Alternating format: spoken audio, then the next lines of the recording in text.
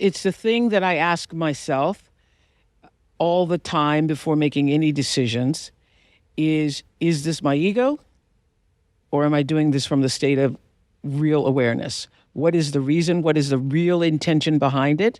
Because if it is an ego-led decision, it's going to get me in trouble, or I'm going to end up being resentful, or I'm going to end up being upset with myself or someone else. And I think being upset with yourself is actually worse than being upset with other people. So I'm constantly asking that question of myself for almost everything that I do. Is like, is this an ego move, or is this coming from my pure self? That's a wonderful question. Yeah. But at other times, the ego can also arise so suddenly and spontaneously that you don't have time to ask yourself before, is this because suddenly it's there. And then you can recognize in that moment or just after that moment, there it is. There it is.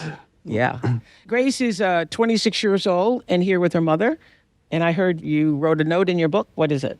Yes. So my aha moment came fairly early into reading the book. And it is when you explain that we are not our thoughts. We are that space before the thoughts. And that really floored me so much that I needed to take a pause. And I just kind of sat with it for a second. And then I really wanted to visualize it. So I wrote in my book, you, and I underlined it, and I left a space in between, and then I put thought and underlined it. And that might sound simple, but I really just needed to actually see that physical space between the two things. For me, I've spent a lot of my life struggling with anxiety and depression. I've been through a lot of therapy. And reading that gave me pause because I had just accepted that over intellectualizing, over analyzing my thoughts, that's just been my normal for most of my life. And this made me realize that that might not actually have to be the rest of my life. And it felt... I love that so much. That's good.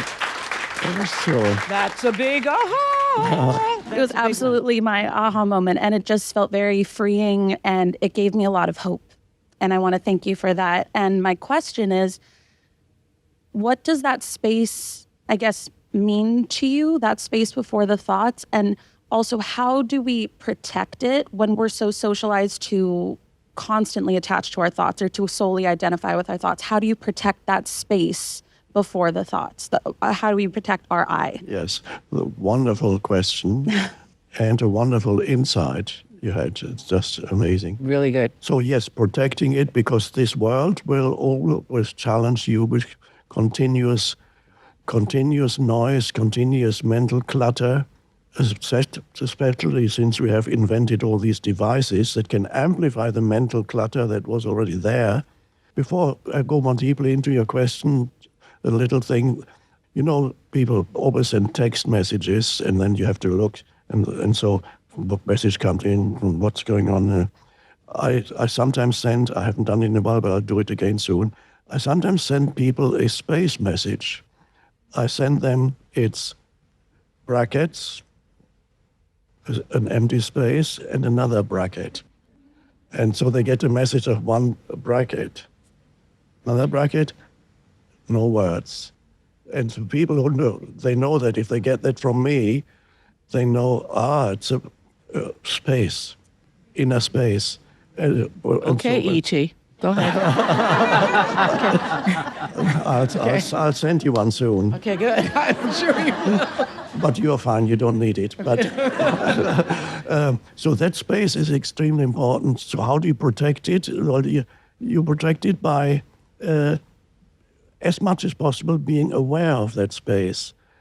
To be aware of that space, a little help, something you can do is don't underestimate the importance of breathing, conscious breathing, not necessarily as a structured practice, but simply, no matter where you find yourself, there isn't anything in particular to do. Maybe you're waiting for something or whatever. Be aware of your breathing. Take attention. Observe the breath as it flows in and out of the body. The moment you start observing the breath, the mental clutter stops, and there's a spaciousness there. It creates spaciousness. It takes attention away from the stream of thinking, because you cannot both think and be aware of your breath. That's the, so even now you can verify that in your own experience. Be aware of the breath as you're breathing now. And while you're aware of the breath going in and out, in that moment you're not thinking. There's an inner spaciousness that arises. You can use, because the breath is always there, but we are not conscious of it mostly. And then the breath also puts you in touch with the inner, what I call the inner body feeling. Yeah. To feel the energy in your body, especially if you feel into the abdomen. You breathe into the belly region, and then you feel that there's an energy here, which the Japanese in Zen called hara. This is the energy that is here. And you feel an energy that lives in you. That's the animating presence, the intelligence that inhabits the body. And then if you feel it here, you can also feel it spread out into the other parts, into your legs and arms. And then you begin to be aware of the animating presence in your body. And that is spacious. It takes you out of the mental clutter. One of Eckhart's renowned practices is what he calls inner body awareness meditation.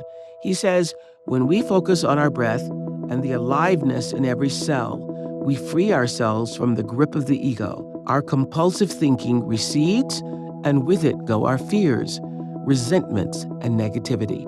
Over time, Eckhart says, breathing and inner body awareness lead directly to alert stillness and inner peace. So breathing, breath awareness, and leading to inner body awareness.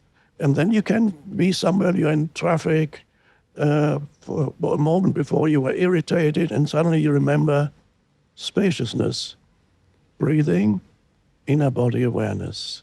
I love that process. I also, anytime you're having a conversation or having a thought and you are aware of the thought, like you can hear yourself speaking and you are aware that you're having that thought, remembering that you are the awareness. You are not the thought. You are the awareness disguised as a person. You are not the thought. And the thoughts that you're thinking are very separate from your awareness of the thoughts, where is the big Y-O-U resides. Yes. The big I am. That's where the real I am resides. Yes. Are you following? You know what we're talking about? I know y'all do over here. Y'all are like, yes. Eckhart says most people carry within them an accumulation of prior emotional pain, what he calls the pain body. It can be unresolved stress, negativity, or fear that impacts a sense of well-being and is a source of suffering for many.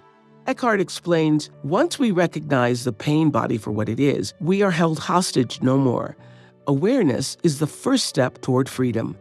Our discomfort becomes so great, we take action to alleviate it. Eckhart explains, the pain body may seem like a huge obstacle. However, it also can be a powerful catalyst to awaken.